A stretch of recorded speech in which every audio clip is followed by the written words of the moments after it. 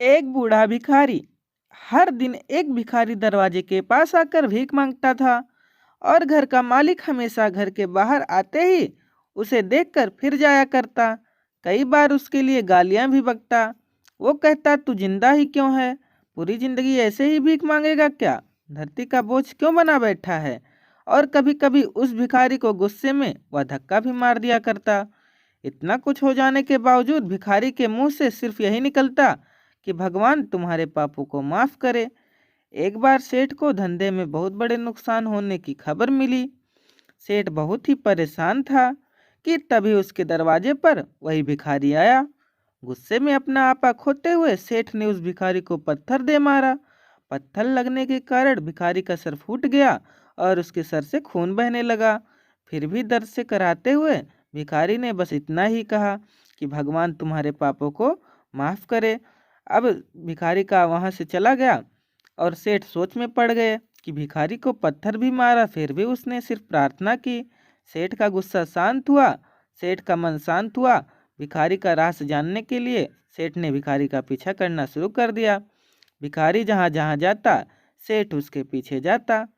सेठ ने देखा कि कोई उसको खाना देता और कोई उसको मारता, कोई अपमानित करता, कोई गाली देता। लोग भिखारी के साथ चाहे जैसा व्यवहार करते, लेकिन भिखारी सबके लिए एक ही प्रार्थना करता कि भगवान तुम्हारे पापों को माफ करे। अब रात होने को आई थी।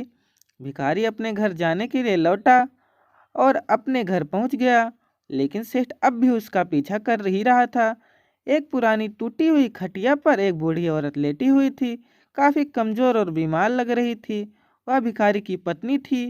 वह अपने पति को आता देख खाट से खड़ी हो गई और पत्नी ने अपने पति के भीख वाले कटोरे में देखा। उसमें सिर्फ आधी बासी रोटी थी। उसे देखकर वह बोली, आज बस इतना ही मिला? और हाँ, आपके सर से खून निकल रहा है, यह चोट कैसे लगी? बूढ़ा भिखारी बोला, आज बस इतना ही मिला, किसी ने कुछ दिया ही नहीं। सब ने गालियां दी और एक ने पत्थर भी फेंका, इसीलिए मेरा सर फट गया। एक गहरी ठंडी सांस लेकर बूढ़ा भिखारी फिर से बोला, यह मेरे ही पापों का फल है। तुम्हें याद है कुछ सालों पहले हम कितने अमीर थे? क्या कुछ नहीं था हमारे पास हर चीज जरूरत से ज्यादा थी, लेकिन हमने कभी दान नहीं किया। और उससे भी बुरा हमने उस अंधे भिखारी के साथ किया जो हमारे द्वार पर भीख मांगते आया करता था। बूढ़ी पत्नी की आंखों में आंसू आ गए और वह बोली, हाँ, हम उस बेचारे अंधे के साथ बहुत ही बुरा करते थे। उसका अपमान करते थे, उसे खाने के लिए रोटी की जगह कागज दिया करते, उसका मजाक उड़ाया करते और कभी कभी मारा भी करते। मैंने कभी उसको रास्ता नहीं दिखाया। एक बार मैंने उसके मुंह पर मिट्टी भी फेंकी थी और वह हमेशा दुखी होकर यही कहता कि भगवान तुम्हें तुम्हारे पापों की सजा देगा, तुम्हारे किए की सजा तुमको जरूर मिलेगी।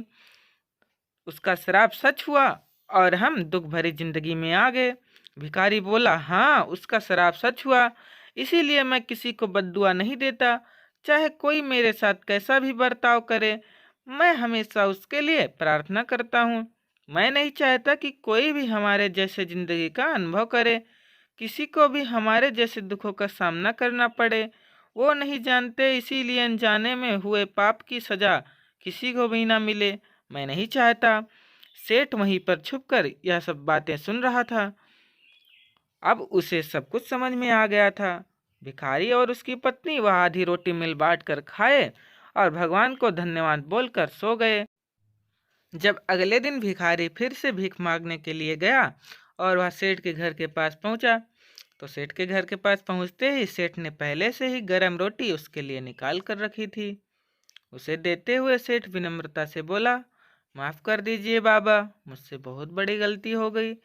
बूढ़ा भिखारी बोला, भगवान तेरा भला करे। इतना कहकर वह आगे निकल गया। इस कहानी से जो सीखने लायक है वह बड़ी ही सिंपल है कि आदमी चाहे किसी के बारे में बुरा कहे या भला करे, लेकिन भगवान सिर्फ कर्म के हिसाब से उसको फल देता है। क्या हुआ अगर भगवान नहीं दिखता है? लेकिन यह बात बिल्कुल सच है, उसके खाते में सबका हिसाब बहुत ही पक्का होता है। इसीलिए जब किसी के लिए कुछ भी करो तो अच्छा ही करो।